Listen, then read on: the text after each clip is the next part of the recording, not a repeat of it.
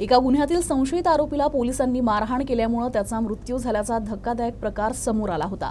मृताच्या कुटुंबियांनी अमरावती परिक्षेत्र विशेष पोलीस महानिरीक्षकांकडे तक्रार दाखल केल्यानंतर पोलीस उपनिरीक्षकांसह एका कर्मचाऱ्याला निलंबित करण्याचा आदेश जारी करण्यात आला होता।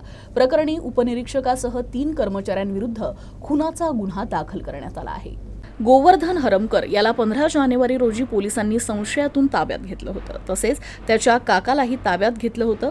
गुन्हा कबूल करून घेण्यासाठी PSI राजेश जवरे यानं गोवर्धनला त्याच्या काकासमोरच पोलीस ठाण्याच्या पाठीमागे मारहाण केली होती।